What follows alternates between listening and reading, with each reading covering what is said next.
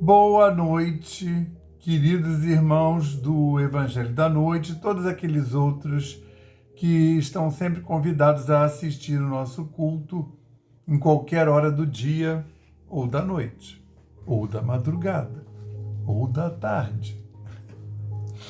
Nós vamos iniciar o nosso culto lendo essa página aqui do livro Fonte Viva, que é a lição 29, que diz: sirvamos. Servindo de boa vontade, como sendo ao Senhor e não aos homens. Paulo, na sua carta aos Efésios, capítulo 6, versículo 7.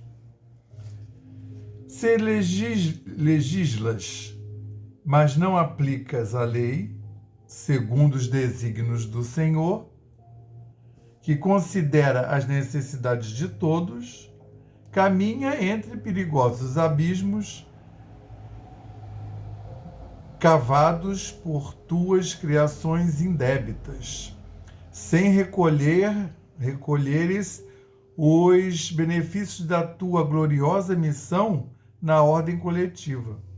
Se administras, mas não observa os interesses do Senhor na estrada em que te movimentas na posição de mordomo da vida, sofres a ameaça de soterrar o coração em caprichos escuros, sem desfrutares as bênçãos da função que exerces no ministério público.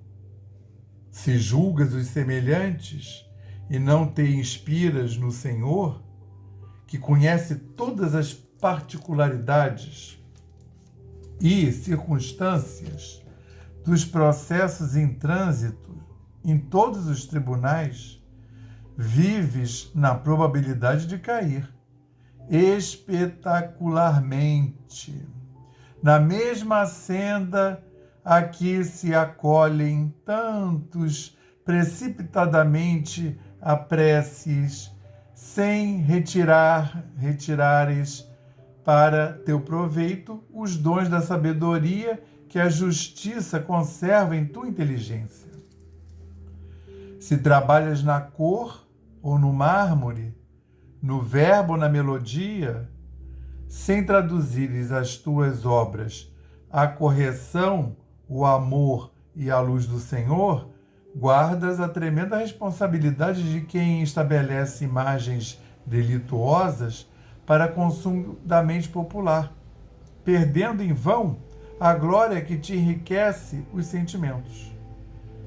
Se fostes chamados à obediência, na estruturação da utilidade para o mundo, sem o espírito de compreensão do Senhor, que ajudou as criaturas, amando-as até o sacrifício pessoal, vives entre os fantasmas da indisciplina e do desânimo, sem fixares a ti mesmo a claridade divina do talento que repousa em tuas mãos. Amigo, a passagem pela terra é aprendizado sublime. O trabalho é sempre o instrutor do aperfeiçoamento. Se vamos sempre prender-nos em todos os lugares do vale humano, há recursos de ação e aprimoramento para quem deseja seguir adiante. Sirvamos em qualquer parte, de boa vontade, como sendo ao Senhor e não às criaturas, e o Senhor nos conduzirá para os cimos da vida, graças a Deus. Graças a Deus, graças ao Espírito Santo de Deus e graças ao Cristo de Deus. Graças também ao nosso patrono Francisco de Assis, graças aos nossos guias espirituais e anjos guardiões, estamos aqui aos pés do Cristo mais uma vez para realizar o culto do Evangelho da Noite. Desta feita é o culto do dia 17 de junho de 2021. Senhor, que nessa noite maravilhosa possamos ser visitados mais uma vez pela equipe da egrégora do Evangelho da Noite, que está dentro da egrégora da aliança da fraternidade. Jesus o Cristo, que todos nós possamos ser abundantemente abençoados com os ensinamentos que vamos aurir nesta noite, com os quais vamos lidar. Senhor Jesus, abençoa também a todos os trabalhadores espirituais da egrégora da Aliança da Fraternidade e do Evangelho da Noite. Todos esses que também estão na posição de trabalhadores, que eles também possam ser beneficiados, assim como todos os núcleos familiares que estão ligados a nós, quer por consanguinidade, quer por afinidade, sintonia, vibração, quer sejam os companheiros de Eon, os companheiros dessa senda divina. Ilumina nosso ambiente de trabalho, ilumina todos os nossos irmãos do trabalho e faz, Senhor, com que possamos abrigar o maior número possível de pessoas nessa enorme catedral ampliada que é realizada nesse instante do nosso culto do Evangelho da noite, através dos meios tecnológicos. Senhor Jesus Cristo, dá-nos a permissão para dar por iniciado o estudo da noite de hoje, dizendo o lema da nossa casa, paz e fraternidade, e o lema de Francisco, paz e bem, graças a Deus. Queridíssimos irmãos, hoje encerraremos o capítulo 25. Lembra que eu falei que o 24 foi todo profecias. Aí eu falei, esse 25 são 3 parábolas. Ele está chegando perto da crucificação, e ele está falando para até então, para os apóstolos, né? E essa parábola agora é uma parábola que é para todos, que é tipo naquela linha, o reino dos céus é como, e agora é o desdobramento. Aí o que acontecerá, né? Na segunda vinda do Cristo, que a Igreja Católica chama da parousia. Então, queridos, o pastorino falou fim do ciclo. Mas ele já tinha falado mais ou menos isso, últimos dias, no capítulo 24, que o Cristo estava falando com os apóstolos. E aí ele fala lá, os últimos dias, como é que os apóstolos vão detectar que estão vivendo os últimos dias. Aqui ele fala o fim do ciclo e vai dizer para uma população maior como será, né? E aí ele faz a seguinte narrativa, olha, todas as vezes que vier o Filho do Homem, bom, todas as vezes assim, toda semana, todo mês. Então você vê que ele já está falando para o povão, né? Que ele já está dando um mandamento, assim, um parâmetro bem generalizado. Todas as vezes que vier o Filho do Homem, em sua substância, e todos os mensageiros com ele, então sentará sobre o trono de sua decisão. E serão reunidos em torno dele todos os povos, e separará uns dos outros. Como o pastor separa as ovelhas dos bodes, e porá as ovelhas à sua direita, e os bodes à sua esquerda.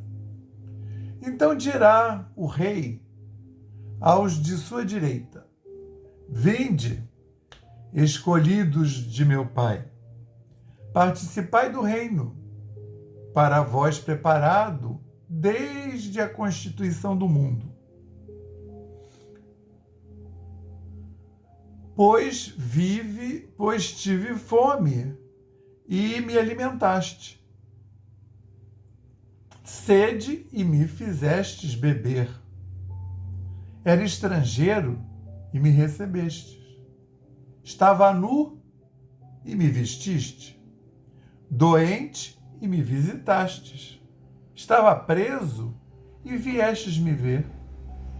Então lhe perguntarão os justos, dizendo: Senhor, quando te vimos faminto e te alimentamos, ou sedento e te demos de beber? E quando te vimos estrangeiro e te recebemos, ou nu e te vestimos? Deixa eu botar para cima. E quando te vimos doente ou na prisão e te visitamos? E respondendo, o rei lhes dirá: Em verdade vos digo, quando fizestes a um destes meus irmãos mais pequeninos, a mim o fizestes. Então dirá também aos da esquerda, que ele classificou como os bodes: Afastai-vos de mim, infelizes, para o fogo do Eon, destinado ao adversário e seus mensageiros. Pois tive fome e não me alimentaste. Tive sede e não me deste de beber. Era estrangeiro e não me recebestes. Estava nu e não me vestiste. Doente e preso e não me visitastes. Então perguntarão também eles, dizendo: Senhor, quando te vimos faminto, ou sedento, ou estrangeiro, ou nu, ou doente, ou preso, e não te servimos? Então lhes responderá dizendo: Em verdade vos digo, quando não fizestes a um destes mais pequeninos, nem a mim fizestes. Irão estes para o castigo do Eon, mas os justos para a vida imanente. Olha, aí quando ele fala para um povo maior do que só os apóstolos, aí ele já explica mais. Repara que ele vai repassando, ele deixa bem claro, porque ele fala das consequências de um lado e, para deixar bem claro, ele fala do outro. Entendeu? Porque, né, isso ia ser traduzido e retraduzido à exaustão, e ele já, né, quando tem parábola, já é para que o sentido, mesmo que você altere uma palavra ou outra, que o sentido não perca a sua lição. Então, o Pastorino, inclusive, até que vocês sabem que ele faz a tradução lá do original. Esse texto aqui é o de Pastorino, que é a tradução dele. Então, se você procurar num outro evangelho, ou numa outra Bíblia, né, que vocês sabem que são dezenas de Bíblias, né? Tem a Bíblia Ave Maria, a Bíblia de Jerusalém, né, a Bíblia ortodoxa, a grega, a Bíblia ortodoxa, a maronita, a copta,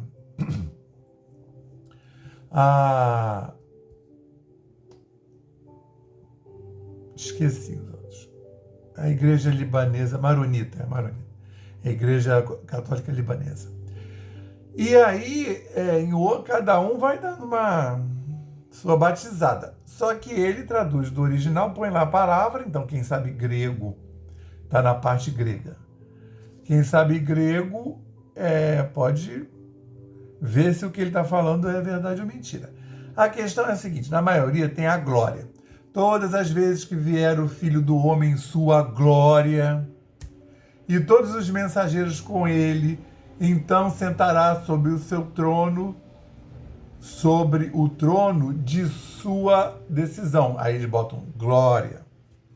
O trono sentará sobre o trono de sua glória.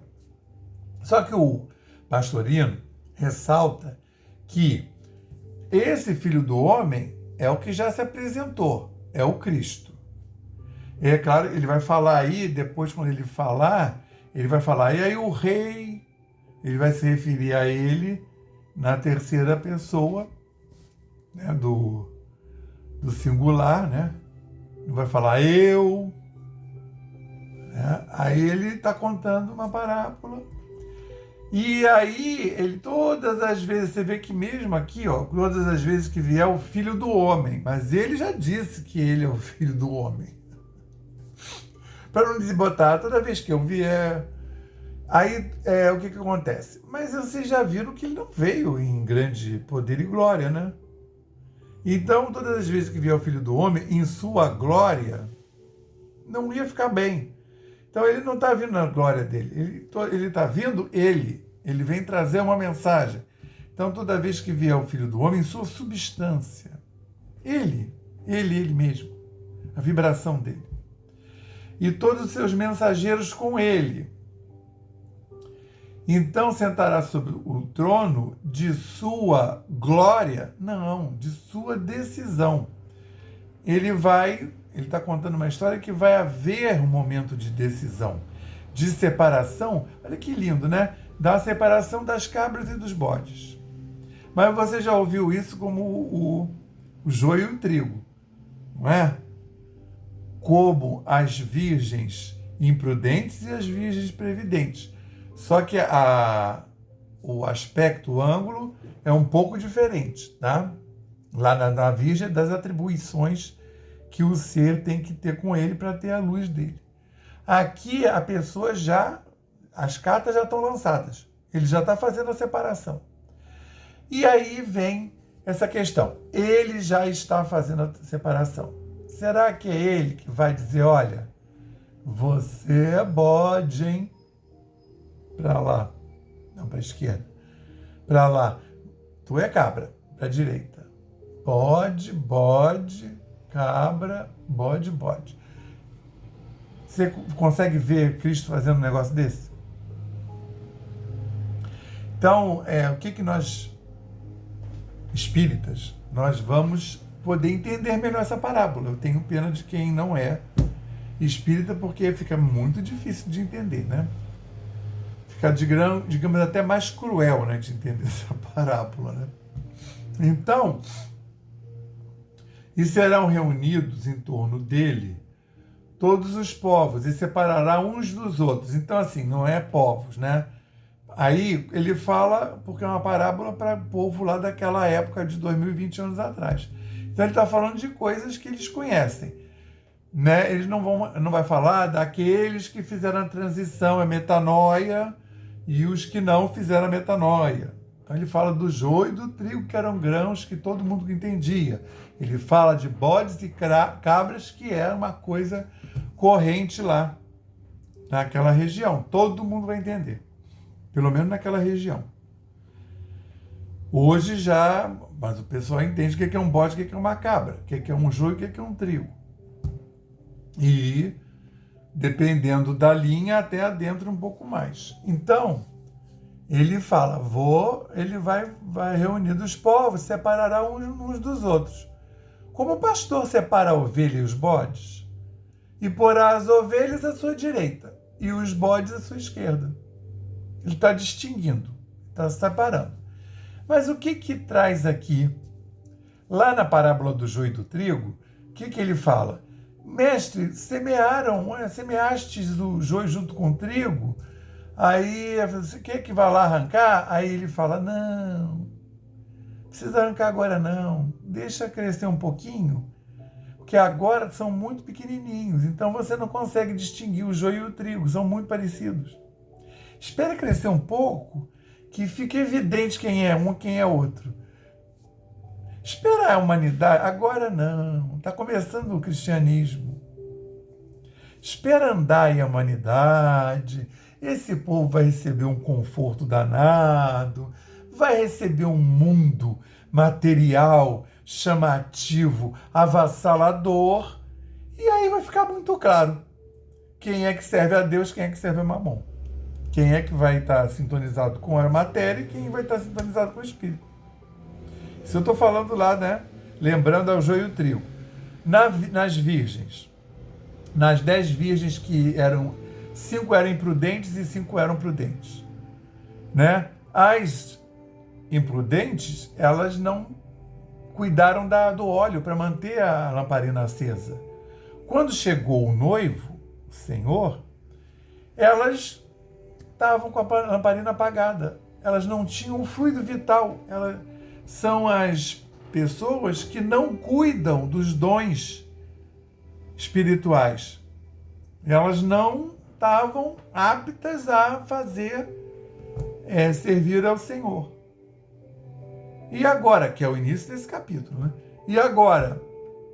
Agora, nós temos aqui os bodes e as cabras. E aí, então dirá o rei aos da sua direita, as cabras: vinde, escolhidos de meu Pai, participai do reino para vós preparado desde a constituição do mundo. O que ele está falando? Ele está falando de uma característica que existe desde sempre. O reino que para vós está preparado desde a constituição do mundo. O que ele está dizendo? É das características individuais. Então, essa separação, a gente está falando de sintonia, existe desde sempre, desde que o Cristo nem era Cristo. E aí ele vai elencar, né? Pois tive fome e me alimentaste. Ele está falando para os escolhidos. Os escolhidos. Tive fome e me alimentaste. Sede e me fizestes beber. Eu era estrangeiro e me recebestes. Estava nu e me vestistes. Doente e me visitastes. Estava preso e me viestes ver. Repara, tudo material. Tudo ações externas que você faz, pode fazer até automaticamente, né? Mas por quê? Que o Cristo que falou, olha, que o que faz mal não é o que entra pela boca do homem, é o que sai. Ai, que lindo, fez a cura sábado. O sábado serve ao homem, não o homem ao sábado. Mas não pode fazer cura sábado. Ué, mas o que é mais importante? Fazer a boa ação, curar, ou respeitar uma lei antiga que sublinhava era uma outra foco, né? Vós mesmos, escribas e fariseus, se alimentai porque ainda tem uma outra passagem que pego a comida do altar que foi dada para a oferenda e aparecem pessoas famintas e o sacerdote vai lá e dá, né? Para os famintos, a comida do altar. E aí, mas não pode a comida do altar, se bobear era sábado também. Aí ele fala, mas vocês mesmo pegam a comida do altar e comem. Como é que não pode? Não pode para os outros.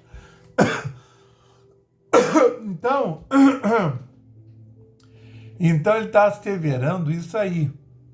Mas aí, assim, na hora que eu estou chamando a atenção pelo seguinte, ele pregou sempre costumes internos, né? É o fazer interno, é quem faz a vontade de meu Pai que está no céu. E agora ele falou só coisas externas, porque aí eles vão falar assim, ele elencou, né? Aí ele vai falar assim, então lhe perguntarão os justos, dizendo, que aí os caras falaram, gente, mas isso aí que ele está falando não aconteceu não. Senhor, quando te vimos faminto e te alimentamos, ou sedento e te demos de beber? Quando te vimos estrangeiro e te recebemos, ou nu e te vestimos? E quando te vimos doente ou na prisão e te visitamos? E aí o Jesus responde, porque, né, não tinha acontecido. Repara que ele está falando para o povão, né? Para o povão que andava atrás dele. Muitos desses vão continuar andando atrás dos apóstolos, vão formar a primeira comunidade cristã. E respondendo, o rei lhes dirá. Falou o rei, a pessoa que está que sentou num trono, que vai tomar decisão. Em verdade, vos digo, quando fizestes a um destes meus irmãos mais pequeninos, a mim o fizestes. Então, do que ele está falando? Ele está falando de ações externas, mas, ao mesmo tempo, o que o Espiritismo vem trazer? 2000 anos depois, arredondadamente. Fora da caridade não há salvação.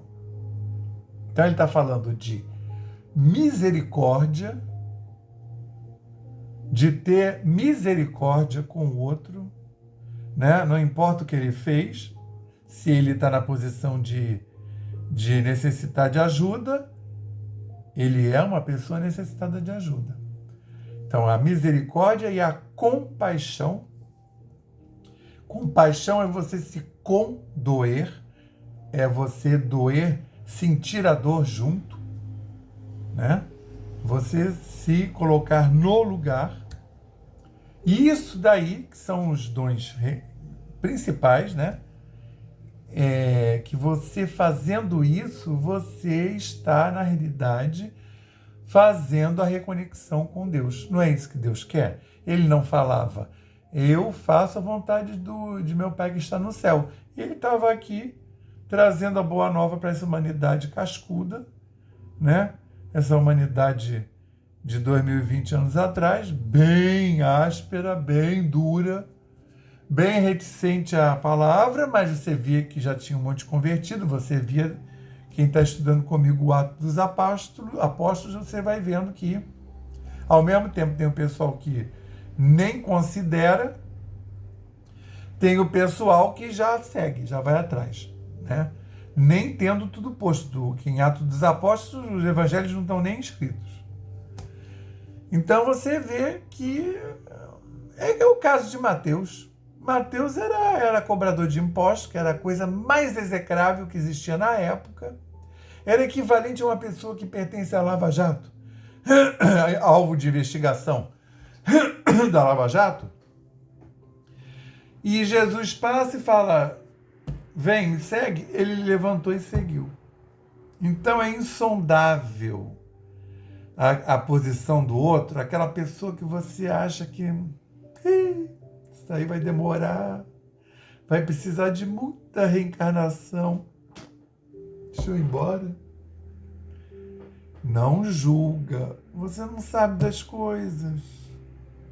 Olha o Mateus. Quando Mateus dá a festa, porque esse pessoal não se misturava com a sociedade, não queria papo com essa gente, cobrador de impostos. Mateus tinha um escritóriozinho de contabilidade. Você vê que já tinha isso tudo naquela época. Quando ele dá a festa para passar o escritório de contabilidade, que ele vai seguir o Cristo, o cara vai escrever um evangelho. Nós estamos estudando o evangelho de Levi, Mateus. Esse aí que escreveu o evangelho. Ele dá uma festa para passar o escritório, as contas, o pessoal que estava lá, que ele estava com as dívidas na mão, ele passa. Aí na festa só vai cobradores de impostos, porque não ia ninguém. E aí o que acontece? Cristo vai na festa. Ai, Jesus, pirou a cabeça do povo. Imagina aquele sacerdote, sumo sacerdote, ele assinalava, mostrava que conhecia as escrituras, que era um iniciado, fazia todos os sinais como era requerido na época, e depois ele vinha e derrubava aquele negócio todo no fazer, mas assim, ele dizia, não vou derrubar o que está posto. Quem quiser continuar seguindo Moisés, tá aí. E você pensa que era uma falácia? O povo não está, os judeus são as pessoas que seguem o Velho Testamento, estão seguindo até hoje. Aí assim, é um povo amaldiçoado, é um povo... Ninguém está vendo. Quer dizer, passaram por coisas terríveis aí. Na história da humanidade continuam passando, né? Que tem sempre uma guerra lá. Mas a gente não sabe que é isso, que tipo de resgate, que é um povo que trouxe o monoteísmo, trouxe esse Deus. Ele trouxe esse Deus até um determinado ponto, até viu o Filho dizer, ó, eu sou o Filho de Deus, é a segunda face de Deus. Quando o Cristo morre, vem a terceira face de Deus, que é o Espírito Santo. É no livro de Atos dos Apóstolos. Então, ele está assinalando que para você fazer essa união com Deus, primeiro você está se unindo a Cristo e ao Espírito Santo. E aí vai depois a terceira parte, que ninguém viu. Lembra que ele falou? Eu vou ao Pai, que vocês não conhecem, nenhum homem viu o Pai, só eu, né? Mas vocês me conhecem. Então a humanidade terrena, nós vimos o Cristo, que é Deus, é uma outra face de Deus. E no Atos dos Apóstolos, depois que o Cristo morreu, veio, por isso que o Pentecostes é a data mais importante da igreja, todas as igrejas crísticas, né? E aí passa a ver o Espírito Santo. Mas Deus, a gente só vai ver quando a gente fizer a metanoia e se unir diretamente a Deus. Lá no Oriente vai chamar iluminação, quando você se iluminar e se fundir à entidade maior. Aí ele está assinalando isso, e o rei lhes dirá, quando vocês fizeram aos pequenos, a mim fizeste. E aí ele fala para o outro, para ficar claro, vocês não me deram de comer, não me deram de beber, não me acolheram em suas casas, né? Não me visitaram quando eu estava doente ou quando eu estava preso, e nem me vestiram quando eu estava nu. E eles vão perguntar, mas quando isso aconteceu? Quando vocês não fizeram aos seus irmãos menores. E aí ele fala, em verdade vos digo, não fizeste. E irão estes para o castigo do Eon, mas os justos para a vida imanente. Então, quem é espírita, o que é o castigo do Eon? O castigo, Eon é o tempo, é aquele tempo. É esse tempo quando vai ocorrer esse julgamento. Só que esse julgamento não é ele que faz. Então ele está colocando que são as pessoas, durante o seu fazer, promovem a metanoia e, na verdade, não vai ser ele a fazer essa distinção do joio e do trigo ou dos bodes e das cabras. Na verdade, as pessoas já fizeram durante a sua trajetória terrena, ao procederem dessa maneira. Se você é capaz de se condoer, ter misericórdia do outro, você já mudou o seu padrão vibratório e já está mais perto da ligação com Deus. Já está quase um espírito crístico. Só que a ligação tem que ser o tempo todo, né? Então, no início, a gente vai treinando, a gente vai fazendo, ajuda um irmão aqui, outro ali, mas o outro a gente ignora, né? Essas coisas de ser humano que a gente conhece muito bem, né? Então, ele está mostrando que, como é que faz? Você faz aqui, né? Você, na Terra, né? Segundo os talentos que você recebeu. Segundo esses talentos que você vai distribuir aí, que você recebeu, que deve multiplicar e distribuir esses talentos, né? Compartilhar. Entende como essas parábolas todas se interconectam? Então está na hora, né? Aliás, já passou, né? De compartilhar os talentos, né? Ainda mais quando a gente recebeu, hein? Porque aí você fez, distribuiu, ajudou os outros, você promoveu a sua metanoia, a sua mudança de padrão vibratório. Nos talentos, você recebeu, lá na parábola dos talentos, ainda é aquilo que você recebeu de acréscimo de misericórdia, que você necessariamente tem que compartilhar com os irmãos.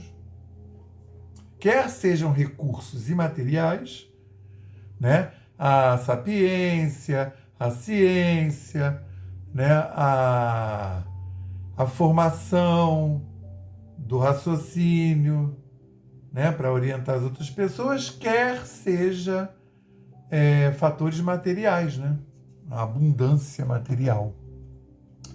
Então, queridíssimos, tendo estudado essa lindíssima parábola, nós vamos nos sentar confortavelmente para podermos receber o nosso passe do nosso anjo da guarda, do nosso guia e protetor espiritual. Se a gente não preparou a água, dá uma pausazinha aqui no vídeo e vai lá preparar a água. Ó, a minha água tá aqui. Mas eu não uso só essa. Vou pedir para fluidificar também as águas da geladeira e, quiçá, da caixa d'água do seu prédio para poder beneficiar todos os seus vizinhos queridos. Então vamos lá, gente. Elevemos mais, graças a Deus estarmos aqui, né? Elevemos mais uma vez os nossos pensamentos ao Pai e confiemos. Nós pedimos ao Cristo para que possam os nossos amigos espirituais, juntamente com os protetores de cada um aqui presente, realizar através deste passe fluídico terápico o tratamento particularizado, de acordo com as necessidades que cada um apresenta. Que seja suavemente depositado em nosso corpo fluídico, mental e físico o remédio advindo das camadas superiores da vida, tão bem preparados por corações amorosos para nos atender. Rogamos ainda que os benefícios deste passe se estendam até os nossos lares, envolvendo de forma carinhosa nossos familiares, parentes e amigos, proporcionando-lhes igualmente tratamento eficaz. Intimamente pedimos força para desenvolvermos em nós a coragem, o discernimento, a paciência e o bom ânimo em nossa lida diária, nos colocando agora na posição de receptores abertos à boa influência do alto, alentando a nossa consciência de que somos seres oriundos e viventes no universo de Deus. Agradecemos a nossa coexistência com o nosso próximo e a atual reencarnação, que nos colocou em contato com os elementos indispensáveis às nossas necessidades de evolução, rogando a inspiração para que possamos aproveitar a oportunidade da mesma para exercitar o perdão e a busca sincera pela harmonização íntima, sem deixar de atender aos reclames da lei de progresso e evolução. Finalmente pedimos equilíbrio moral e emocional, inspiração nos padrões do Evangelho, para que possamos solucionar com os nossos esforços os problemas que nos envolvem. Resignação positiva sem estagnação. Compreensão para agir com amor, ação sem ser subserviente. Proteção. Forças para manter a vigilância. E disposição para realizar a nossa reforma maior. Graças a Deus. Graças a Deus, graças ao Cristo de Deus e graças ao Espírito Santo de Deus. Graças ao nosso patrono São Francisco de Assis e a sua falange celestial. Graças a Maria Mãe Santíssima e a São José. Graças ao Arcanjo São Miguel, que nos envolve e nos protege. Graças ao Arcanjo São Rafael, que reharmoniza as nossas energias nos nossos corpos e centro de forças. Graças ao Arcanjo São Gabriel, que nos traz o aconselhamento correto. Graças a toda essa espiritualidade, a egrégora da Aliança da Fraternidade e do Evangelho da Noite. Aos nossos guias e protetores espirituais, de família e individuais. Aos nossos queridos anjos da guarda, nós queremos agradecer por tudo, por todo esse amparo durante todo o tempo. Agradecer a semana que tivemos desde a quinta-feira passada até essa agora. E ousamos pedir para a próxima semana, né? Para essa semana que começa hoje, que nós possamos, Senhor, ser envolvidos por essa espiritualidade, conduzidos, amparados, protegidos e conduzidos na vida, no éon, na senda, Jesus Cristo, Pai misericordioso. Sê conosco agora, hoje e sempre. Da mesma forma, Senhor, queremos rogar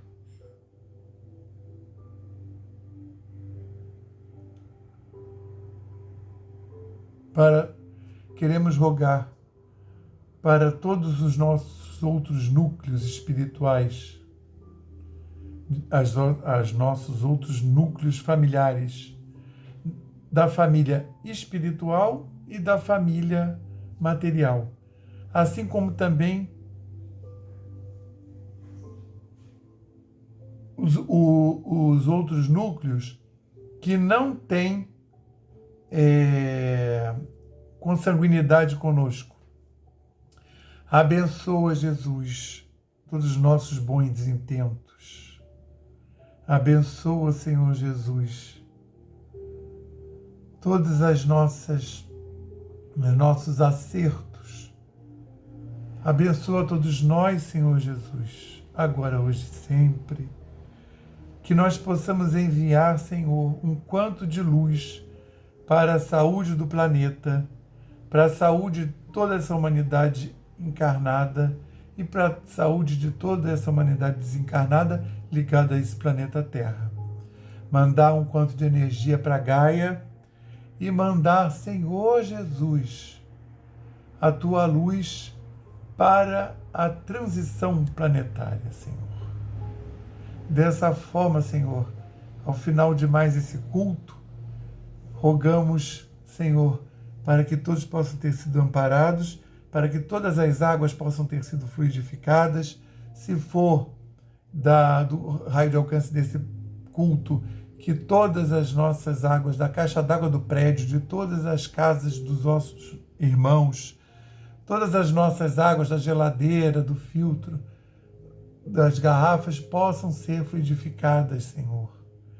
E dessa forma agradecemos a possibilidade, dizendo o lema da nossa casa, pedimos a permissão para dar por encerrado o culto da noite de hoje, dizendo o lema da nossa casa, paz e fraternidade, e o lema de São Francisco de Assis, paz e bem. Graças a Deus, graças ao bom Deus.